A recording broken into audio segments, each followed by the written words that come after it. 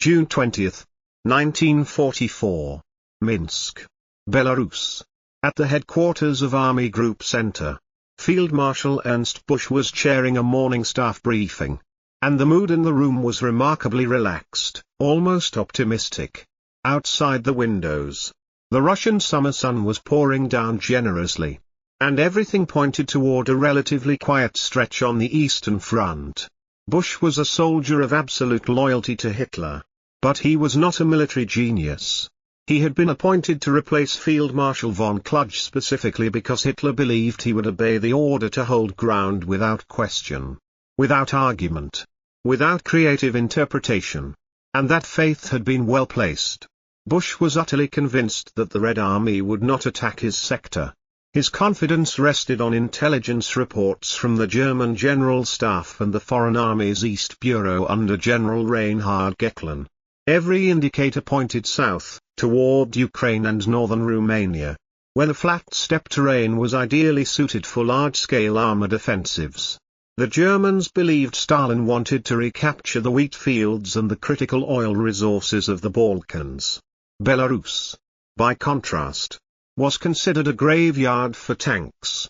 The terrain was cut by thousands of rivers, streams, and lakes, and dominated in the south by the vast Pripet Marshes, an enormous swampland that no rational strategist would choose as the avenue for a decisive blow. The road network was primitive. Dense forests covered everything. So Busch had comfortably transferred his strongest armored units south to reinforce Army Group North Ukraine, leaving himself with a single panzer division, the 20th, as his only strategic reserve. On paper, Army Group Center still looked formidable enough. 4 armies strong, the 3rd Panzer Army, the 4th Army, the 9th Army, and the 2nd Army, comprising 38 infantry divisions, 2 panzer divisions, and dozens of supporting artillery and engineer brigades. Nearly 800,000 men in total. The defensive system had been organized around what Hitler called Festeplätze, fortified places. Key cities like Vitebsk, Orsha, Mogilev, and Bobruisk had been converted into fortress positions with extensive bunker systems, concrete pillboxes, and dense minefields. Hitler's standing order was absolute: these cities were to be held at all costs, even if encircled, serving as breakwaters to shatter any Soviet offensive momentum. Busch believed this static defense system, combined with the difficult terrain, would bleed any Soviet attack white. He told his staff with confidence that the summer of 1944 would be a summer of successful defense.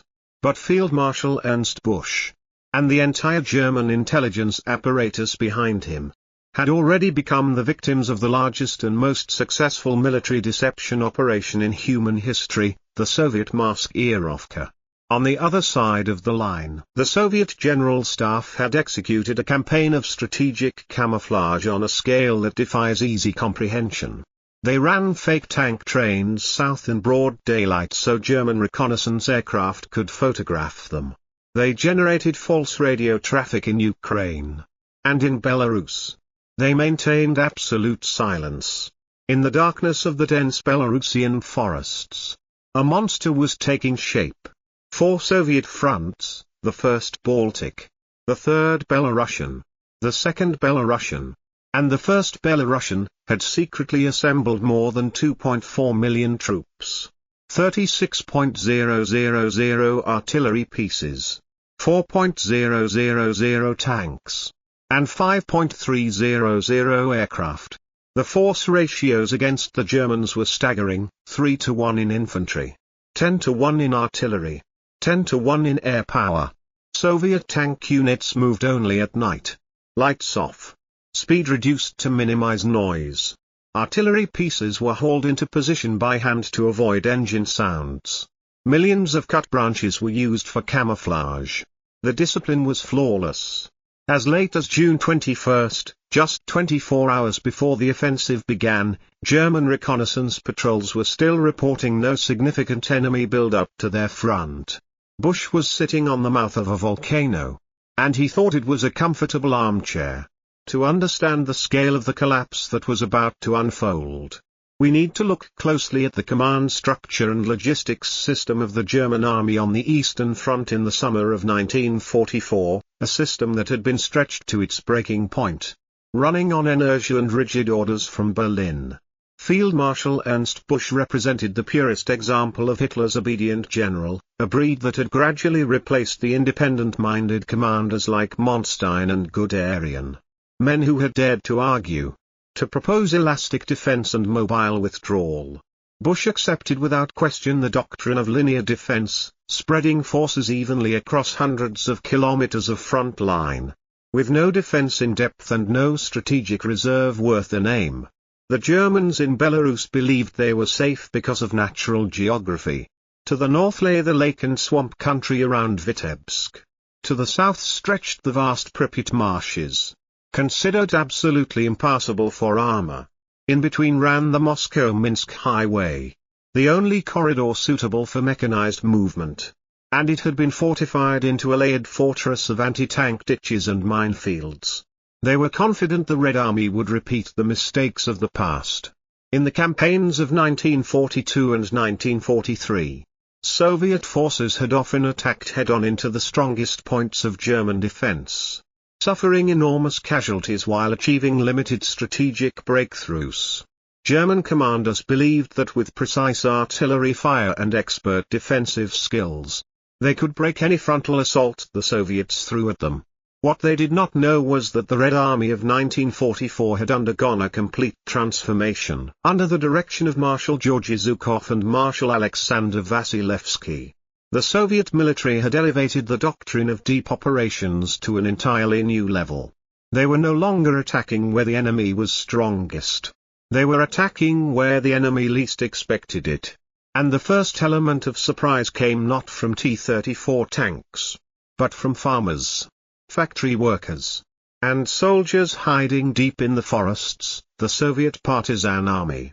In Belarus, the partisan movement had grown into an enormous underground force numbering 140,000 fighters, organized into disciplined brigades, fully equipped, and in direct radio contact with the General Staff in Moscow. Throughout 3 years of occupation, the Germans had never truly controlled the Belarusian countryside. They held the cities and the main roads by day. At night, the country belonged to the partisans. On the night of June 19 into June 20, 1944, exactly 24 hours before the artillery would open fire, the order for a general uprising was transmitted. More than 10,000 simultaneous explosions erupted across the entire rail network behind Army Group Center. This was not random sabotage. This was systematic paralysis. Partisan teams had calculated their targets with precision: bridges, rail junctions, water pumping stations, signal towers. The consequences were catastrophic. The Brest-Minsk railway, the primary supply artery for the German forces, was severed completely. Ammunition trains, fuel trains, and food transports were stranded in the forests, sitting targets for partisan raiding parties. The German landline communications network, already fragile, was sliced into fragments. Corps commanders lost contact with their divisions. Divisions lost contact with their regiments. Busch sat in Minsk, but he could not determine what was happening at forward units barely 100 kilometers away. This internal paralysis stripped the Germans of their ability to react quickly. Even if Busch had recognized the main axis of the Soviet attack, he could not have moved reserves to meet it because the roads and railways were already blocked or destroyed. The German army was like a giant with his arms and legs bound, his eyes blindfolded and his ears plugged, standing motionless while the executioner's hammer was being raised.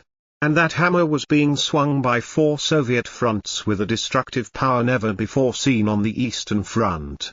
Busch's confidence on June 20 turned rapidly to confusion on June 21. He began receiving fragmented reports about lost communications, explosions deep in the forests, and supply trains that had simply vanished. The shadow of collapse was beginning to take shape. But he still could not imagine the true flood that was still waiting just beyond the horizon. Let us return to the dawn of June 22, 1944, precisely the third anniversary of the German invasion of the Soviet Union, when the Belarusian sky erupted in thousands of streaking Katyusha rocket trails. The date was not chosen by accident. Stalin had a taste for historical symmetry. And launching the greatest Soviet offensive of the war on the exact anniversary of Barbarossa carried a message that needed no translation. Operation Bagration opened on June 22 with a series of tactical reconnaissance attacks that carried strategic-level force. Along the northern and southern sectors of the front, armed reconnaissance units of the Red Army began probing forward. Their purpose twofold: to pinpoint the exact locations of German strongpoints and to force the defenders to reveal their reserve positions. But the real blow fell on June 23. The industrial variable that decided this battle was the concentration of artillery firepower at a density without precedent in the history of warfare. The Soviets had assembled 36.000 guns and mortars for Bagration. At the designated breakthrough sectors, artillery density reached 250 tubes per kilometer of front, double the concentration at Stalingrad, triple the standard density of the German army. The bombardment that began at 5 o'clock on the morning of June 23 was not the drawn-out preparatory barrage of the First World War. The Red Army employed what they called the fire assault, a compressed, overwhelming hurricane of steel. In the space of 2 hours, millions of shells crashed down onto the German first defensive line. The destructive power was sufficient to reshape the terrain itself. Trenches were flattened. Concrete bunkers were blown apart. Dense forest was stripped bare as if cut by a giant scythe. The overlapping shockwaves from thousands of simultaneous detonations created air pressure sufficient to rupture the lungs of German soldiers sheltering deep in their dugouts. The role of Soviet air power had also changed completely. In earlier years, the Luftwaffe had owned the skies. But by 1944, German air strength had been bled white in the West defending against Anglo-American bombing. In Belarus, General Robert Ritter von Grimm's Luftflotte 6 could put barely 800 operational aircraft into the air. Facing him were more than 5.300 Soviet machines. For the first time, the Red Army deployed its improved Ilyushin Il-2 Sturmovik ground attack aircraft in massed formations the Soviets called flying tanks. These machines carried 23mm cannon and shaped charge anti-tank munitions. And they flew at treetop height hunting German armor and artillery positions like birds of prey. But the greatest shock for the Germans was not the firepower. It was the direction of attack. In the southern sector, at the Pripet Marshes, the terrain German generals had dismissed as absolutely impassable for armor, General Konstantin Rokossovsky's first Belarusian front performed a feat of military engineering that belongs in the textbooks. Soviet combat engineers had secretly constructed thousands of wooden road panels and fabricated special marsh crossing equipment for tanks. Under cover of darkness and aircraft noise, they had laid corduroy roads straight through the swamp. When the artillery fell silent and the German defenders on the far side of the marshes looked up, they witnessed something they could not process. Hundreds of T-34 tanks and Su-85 self-propelled guns were gliding across the surface of the bog, advancing directly toward their positions. The appearance of armor where armor could not possibly exist shattered the will to resist at Bobruisk. The southern defensive line was punctured on the very first day. Simultaneously in the north at Vitebsk, the First Baltic Front and Third Belarusian Front attacked in concert, squeezing the German garrison from two directions at once, not striking into the city but sweeping around it. Field Marshal Busch received reports of multiple breakthroughs and attempted to contact Hitler requesting permission to withdraw to the Berzina River, where the terrain offered better defensive possibilities. The answer from the Wolf's Lair was the familiar refrain, not one step back. The cities must become fortresses. That order transformed the German armies from mobile fighting forces into fixed targets for Soviet artillery practice. and the Soviet industrial killing process began running smoothly. Artillery plowed the ground. Air power swept the debris. Armor punched through. And infantry flooded in behind. The Soviet war machine, lubricated by 3 years of blood and hard-won experience, was now grinding Army Group Center to pieces at a rate of 20 kilometers per day.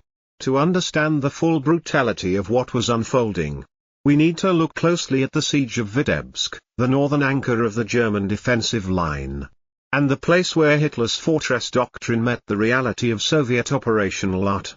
Vitebsk was defended by the 53rd Corps of the 3rd Panzer Army under General Friedrich Gallwitzer. Hitler had personally designated the city a Festerplatz, a fortress, meaning the garrison was ordered to fight to the last man, with no retreat and no surrender permitted under any circumstances.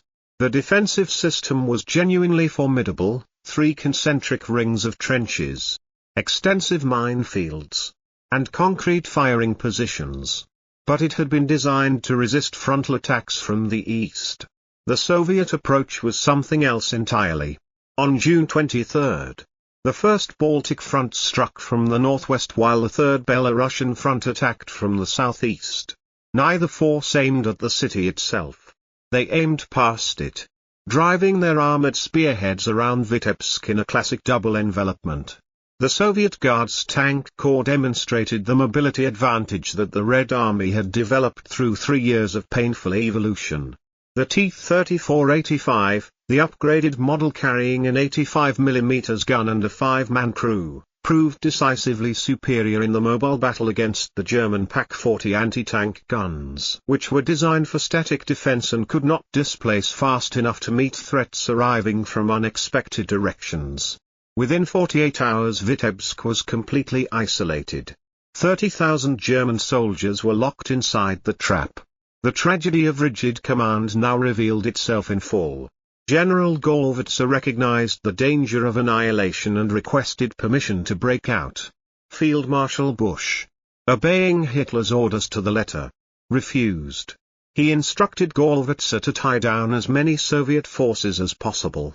By June 25, when the situation had become plainly hopeless, Hitler grudgingly permitted one division, the 4th, to attempt a withdrawal, but ordered the 246th, 206th, and 6th Luftwaffe Field Division to remain and fight to the death.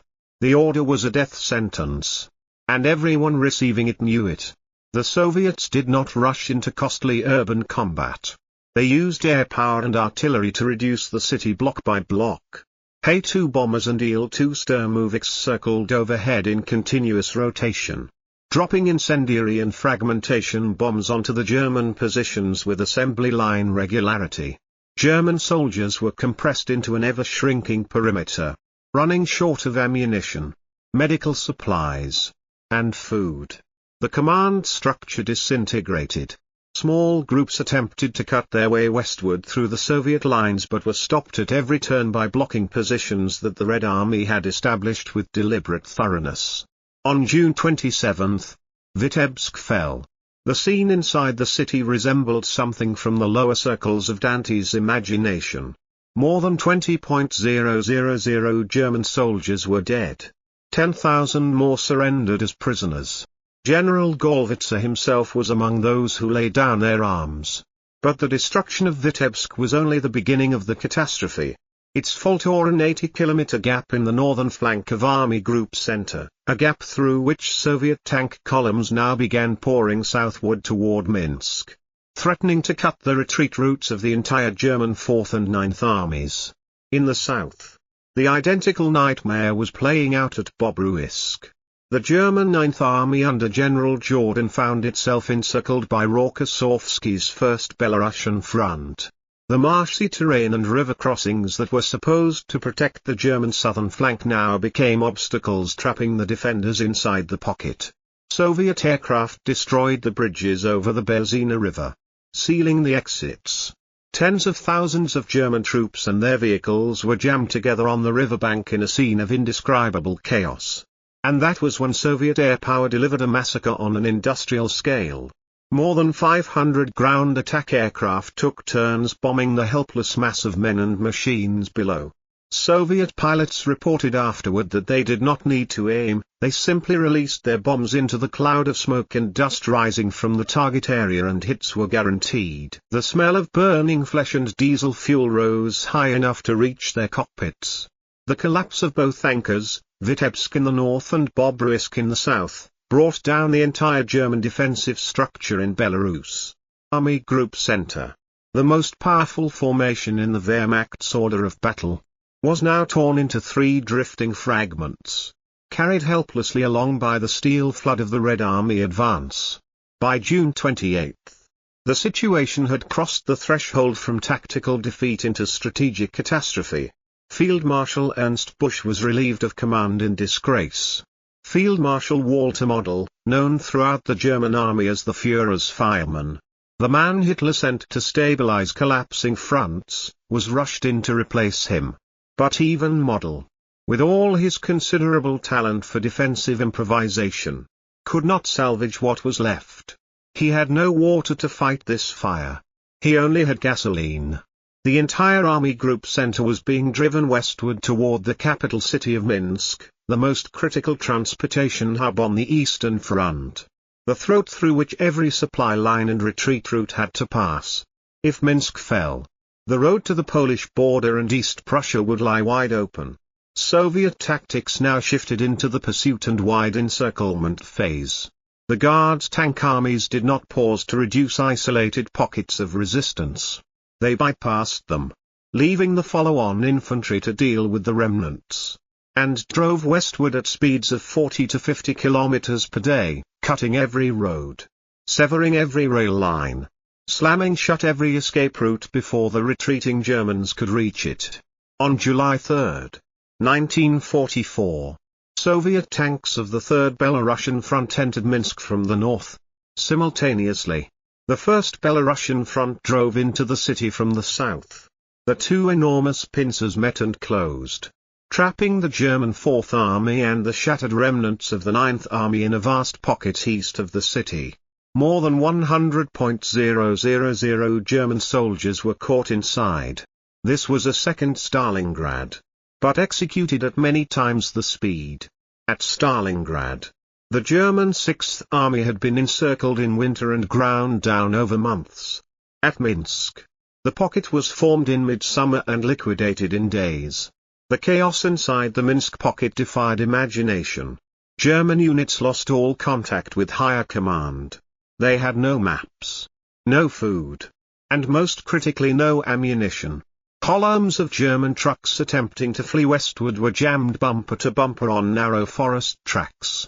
Belarusian partisans emerged from the trees in force, ambushing convoys, mining bridges, cutting off every path that might have offered salvation. German soldiers were under attack from every direction simultaneously, Soviet tanks to their front, Soviet aircraft overhead, and partisans behind them. General von Tippelskirch, commanding what remained of the Fourth Army, attempted to organize a desperate breakout. He ordered his men to abandon all vehicles and heavy weapons, carrying only personal arms, and try to filter westward through the forests on foot. But the Belarusian forests that had sheltered the partisans for 3 years now became a graveyard for German soldiers. They lost their way in the trackless woods. They starved. They were hunted. Soviet air power owned the sky completely. Between bombing runs, aircraft dropped leaflets urging surrender. The psychological collapse of the German troops was total. They understood with terrible clarity that the Third Reich had abandoned them. On July 4, Minsk was liberated. But the guns did not fall silent east of the city. The liquidation of the pocket began. Thousands of German soldiers emerged from the forests with their hands raised, faces gaunt and hollow with exhaustion and fear. They walked past burned villages and past the mass graves of Soviet civilians, graves that their own comrades had filled in the years before. Now they were tasting the bitter fruit of the war of annihilation they had started. The fall of Minsk marked the end of Army Group Center as an organized fighting force. 28 German divisions, the backbone of the Wehrmacht on the Eastern Front, had been erased from the order of battle. A gap 400 kilometers wide had been torn open in the German line. And there was nothing left to fill it. The destruction was so complete, so overwhelming in its scale, that Stalin decided the world needed to see it with its own eyes. On July 17, 1944, an event without precedent took place, not on the battlefield, but in the streets of Moscow. Stalin wanted to prove to the world, and particularly to his Western allies who remained skeptical about the scale of Soviet victories, that the destruction of Army Group Center was not propaganda. It was fact. He ordered a special parade. More than 57,000 German prisoners of war, including 19 generals, captured during the Belarusian campaign were transported to Moscow and marched through Red Square and along the city's grand boulevards. At the head of the column walked the generals, medals still pinned to their chests, faces turned toward the ground. Behind them stretched tens of thousands of ordinary soldiers, unshaven, ragged, shuffling along in broken boots with the hollow gait of men who had lost everything. Hundreds of thousands of Moscow citizens lined the streets and watched in silence. They did not throw stones. They did not shout insults. They simply stared at their enemy with eyes full of cold contempt. The silence of that crowd was more devastating than any curse. After the last prisoners had passed, street cleaning trucks followed behind them, spraying water across the pavement, a symbolic gesture of washing the fascist stain from the soil of Mother Russia. The images were transmitted around the world and struck like a thunderbolt. This was evidence beyond argument that the German army had suffered a defeat of historic proportions. But back at the front, that defeat was producing immediate and devastating strategic consequences. With Army Group Center erased from the map, the German military lost its ability to maintain a coherent defensive line anywhere on the Eastern Front. The enormous gap in Belarus forced Hitler to strip forces from every other sector to plug the hole. He pulled divisions from North Ukraine, from Romania, and even from Western Europe where the Allies were fighting their way inland from the Normandy beaches. This created a domino effect. The German army grew weaker everywhere simultaneously. The 3rd Panzer Army, once a source of immense pride with its string of battlefield victories, now existed in name only. Most of its heavy equipment, hundreds of Panther and Tiger tanks, had been abandoned or destroyed. Elite infantry divisions that had fought across the breadth of Russia, the 78th Sturm Division, the 45th, the 299th, vanished permanently from the army rolls. Total German casualties during Operation Bagration exceeded 400,000 killed, wounded, and captured. That figure surpassed even the catastrophe at Stalingrad. But the greatest loss was not measured in men or machines. It was measured in belief. The faith in Wehrmacht invincibility, already shaken after Stalingrad and Kursk, now collapsed entirely.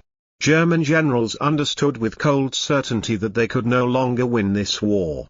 They were simply managing the pace of defeat. On the Soviet side, Bagration represented the pinnacle of Red Army Operation Lot.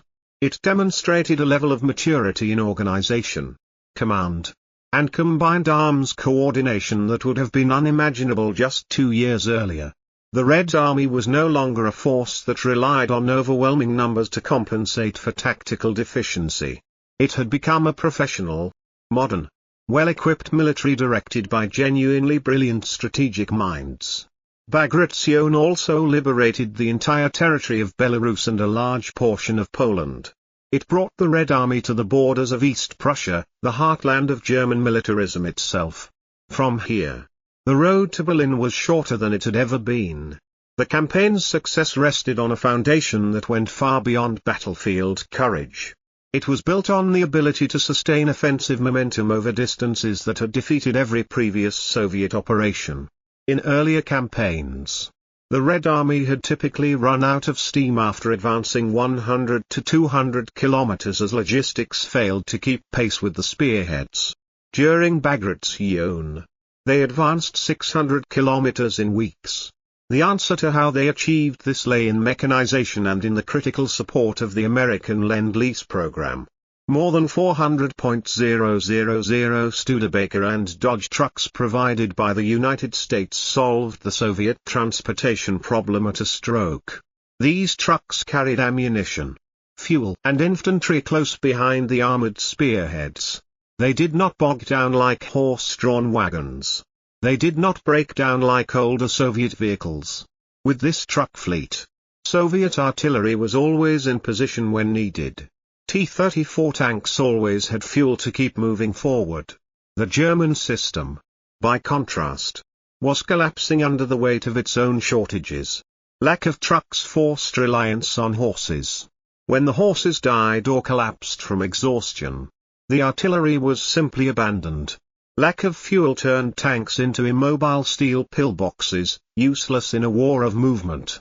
The systemic collapse of the German war machine extended far beyond logistics into the very architecture of command. Hitler, with his compulsive habit of micromanagement, had stripped his frontline generals of the initiative that had once made the Wehrmacht the most dangerous army on earth. He attempted to direct individual battalions from a bunker thousands of kilometers away, relying on situation maps that were already obsolete by the time they reached his desk. When Ernst Busch was relieved, the change of personnel no longer mattered. The gears inside the Wehrmacht machine were already cracked beyond repair. On the Soviet side, generals like Rokossovsky had been granted extraordinary latitude to make decisions in real time. The most famous example was the heated debate before the campaign, when Rokossovsky stubbornly defended his plan to attack with two simultaneous thrusts rather than concentrating on a single axis as Stalin initially preferred. Stalin reportedly sent Rokossovsky out of the room twice to reconsider. Twice Rokossovsky returned and held his ground. Stalin finally relented. And history proved Rokossovsky right. That flexibility of tactical thinking, combined with overwhelming material strength, created a tidal wave that no rigid defensive doctrine could withstand. The destruction in Belarus also demonstrated the dramatic improvement in Soviet weapons technology. The IS-2 heavy tank, mounting a 122 mm gun, had entered service in numbers sufficient to meet the German Tiger on equal terms. The Su-152 and Isu-152 self-propelled guns, nicknamed Beast Killers by their crews, could blow the turret clean off a German heavy tank with a single round. The war was no longer a contest of attrition. It had become a race of speed, where the side that moved faster, struck harder, and sustained its supply lines more effectively would prevail. And in that race, the Germans had been left behind, choking in the dust of their own defeat. August 1944. The guns had receded westward to the Polish border. Belarus fell quiet again. But it was the silence of death and devastation. The landscape across the entire country was an apocalyptic canvas. More than 200 cities and 9,000 villages had been leveled completely. 1/3 of the Belarusian population had perished during the war, the highest casualty rate of any nation in the Second World War. Across the fields and through the forests, the blackened hulks of burned-out tanks lay scattered like the skeletal remains of prehistoric creatures. Bomb craters pockmarked the earth like scars that would never fully heal. The smell of death still lingered in the heavy summer air. Survivors began emerging from the forests. They rebuilt homes from rubble. They plowed fields still embedded with shell fragments. Life resumed. But the pain endured. For the German army, the defeat in Belarus was a mortal wound from which no recovery was possible. The divisions destroyed here were never reconstituted at anything approaching their former strength. Field Marshal Ernst Busch faded into obscurity and died in a British prisoner of war camp in 1945. Carrying to his grave the disgrace of having lost an entire army group. But the legacy of Operation Bagration endures far beyond the fates of individual commanders. It fundamentally altered the balance of power in Europe. It forced Germany to strip forces from France, accelerating the Allied liberation of Western Europe. It buried forever the myth of German military superiority. The legend of the Wehrmacht's invincibility was interred beneath the mud of the Pripet Marshes and in the birch forests of Belarus. The silence of the Belarusian cemeteries stands as an eternal reminder of the price of freedom. Millions of Red Army soldiers fell to liberate this land. The unmarked mass graves stretching from Vitebsk to Brest are milestones on the road to Berlin. When you walk across these lands today, beneath the green grass there remain fragments of bone, rusted helmets, and brass shell casings, silent witnesses to the bloodiest chapter in human history. Western military historians have called Operation Bagration the destruction of a legend. It shattered completely the belief that the German army was tactically superior to the Red Army. The greatest lesson of Bagration is the critical importance of operational art, the understanding that victory is not determined by a single battle but by a connected chain of military actions coordinated across vast spaces and extended time. The Soviets demonstrated the successful integration of every element of national power, intelligence, deception, logistics, industrial capacity, and fighting spirit, into a complex symphony where every instrument played its note precisely. Bagration also stands as the definitive indictment of rigid defensive thinking. Hitler and his generals bound their own hands with orders to stand fast and never yield ground. They transformed a mobile army into fixed targets for enemy artillery. In the age of mechanized warfare, immobility equals death. For our world today, Bagration reminds us of the enduring power of strategic deception. In the information age, the ability to conceal true intentions and misdirect an adversary remains the decisive factor separating victory from defeat.